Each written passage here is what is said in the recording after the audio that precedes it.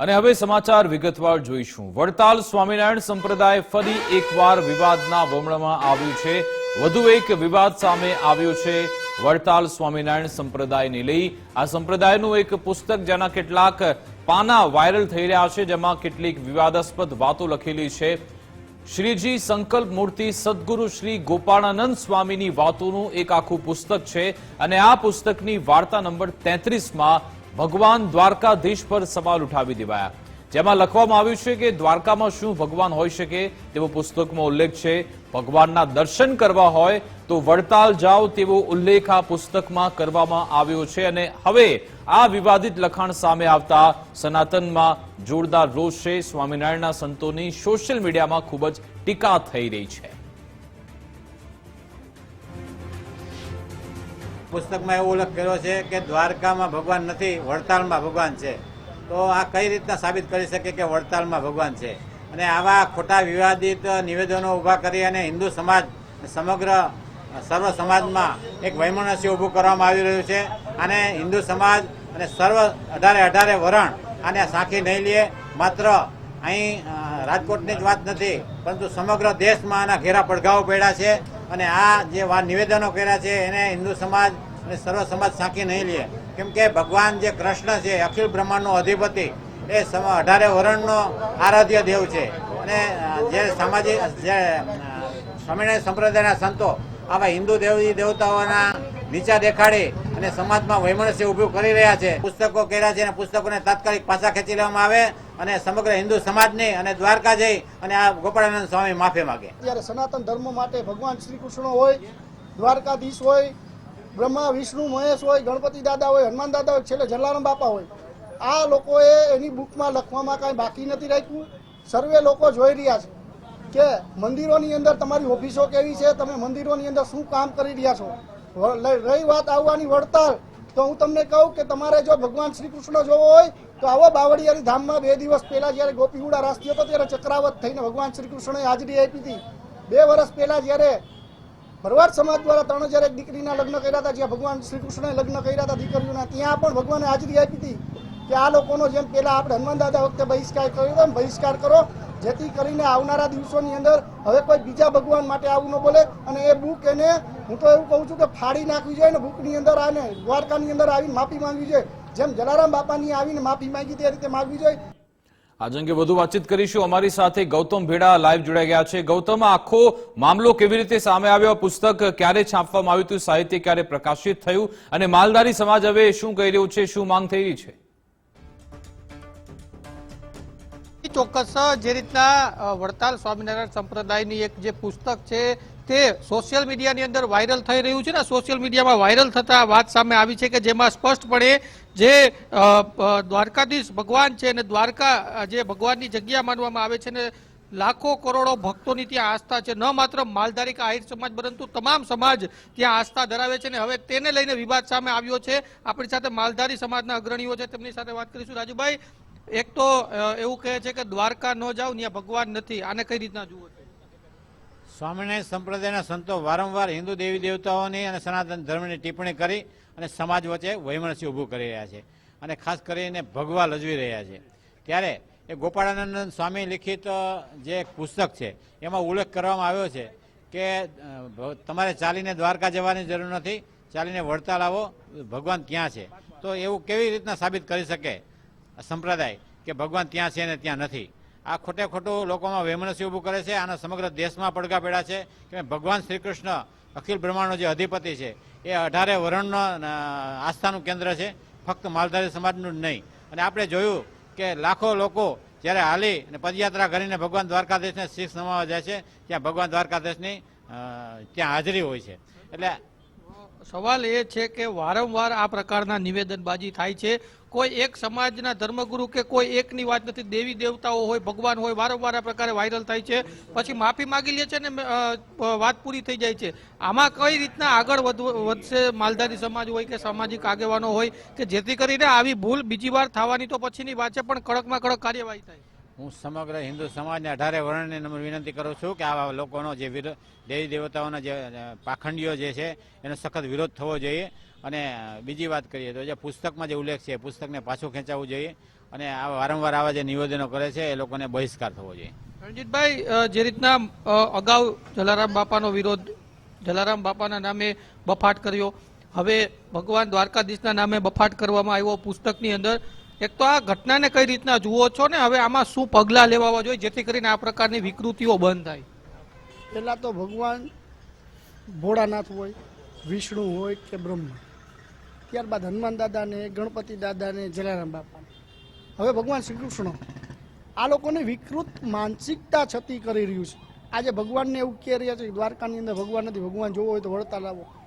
આજે 10-10 લાખથી પણ વધારે લોકો, ભરવાડ સમાજ હોય, આયર સમાજ હોય કે ભગવાન શ્રી કૃષ્ણ સાથે જોયેલા, માનતા જોયેલા, અહીં કે પાટા બાંધીને જાતા હોય એને ખીલી નથી ખૂંચતી, એને માથું તાવ નથી આવતો. આનાથી વિશેષ તમારે શું પરચો જોઈ દિયો? તમે વડતાલમાં અમને આવો પરચો, અમે પણ અહીંયા આવવા તૈયારી નહીં. ધર્મ અને સૃષ્ટિનું જેને સર્જન કર્યું છે, સર્જનહાર ભગવાન દ્વારકાધીશ કાળિયો ઠાકર જ છે. મહારાસ હોય કે ગોપી ઉડા રાસ હોય, ભગવાને 2 દિવસ પહેલા બાવરિયારીના ઠાકરે ગોપી રાસમાં ચક્રાવત થઈને હાજરી પુરાવી હતી. જ્યાં થરા ગામની અંદર 3000 દીકરીના લગ્ન થયા, ત્યાં 10 દિવસ સુધી દૂધમાં દહીં નાખો તો પણ બગડવા નથી દીધું. આવી હાજરી ભરાવી છે. આવો ભગવાન શ્રી કૃષ્ણ કાળિયો ઠાકર આપણા ધર્મને મળ્યા છે. ત્યારે આ ભગવાન વિરુદ્ધ બફાટ કરી આવા લોકોને સજા થવી જોઈએ.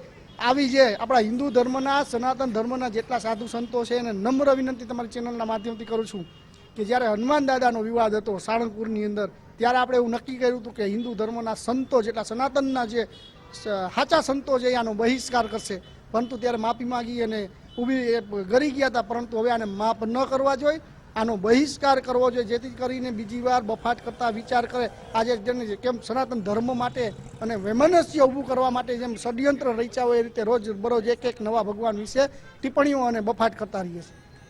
સનાતન ધર્મમાં, હિન્દુ ધર્મમાં તો જેને સૃષ્ટિનો સર્જનહાર કરવામાં આવે છે કે આજે કોઈ પણ જીવજંતુ, ન માત્ર મનુષ્ય, તમામ 84 લાખ યોની છે તેના સર્જનહાર ભગવાન શ્રી કૃષ્ણ છે ને એને લઈને, અને એમાં પણ આવી પવિત્ર દ્વારકાની જગ્યાને લઈને આવો બફાટ થાય, આ બફાટને કઈ રીતના જુઓ?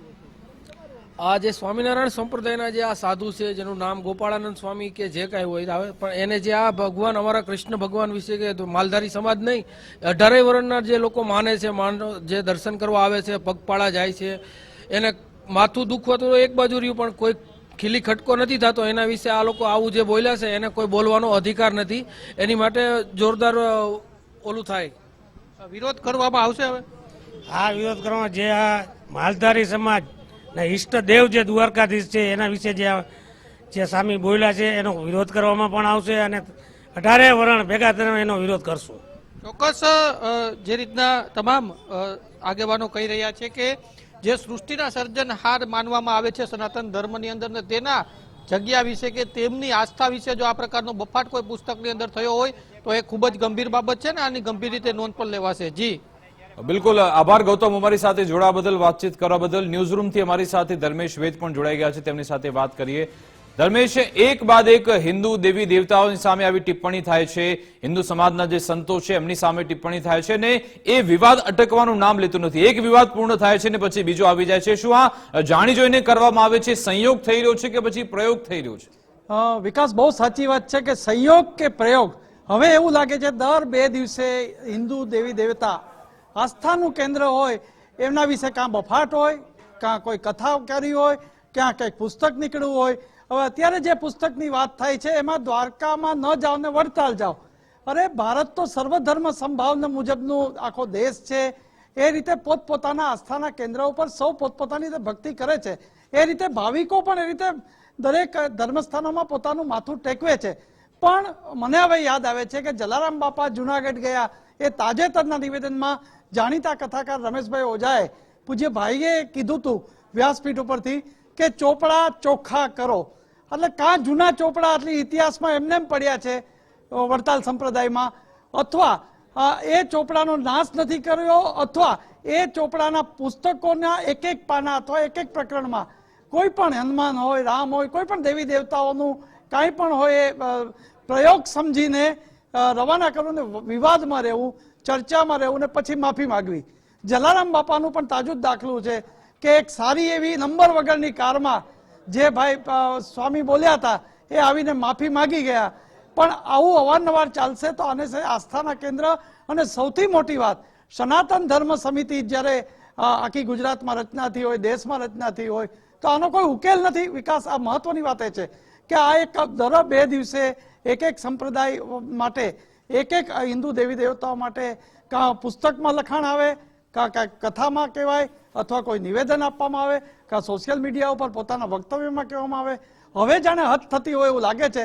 મને લાગે છે કે જે સાયબર ક્રાઇમ દ્વારા પણ, નાગજીભાઈ દેસાઈ આપણી સાથે જોડાયા છે. વિકાસ, નાગજીભાઈ, ફરીથી એક વડતાલ સ્વામિનારાયણ સંપ્રદાયના પુસ્તકમાં દ્વારકા જવાની જરૂર નથી, વડતાલ જાઓ, આવું એક કહેવામાં આવ્યું છે. શું કહેશો?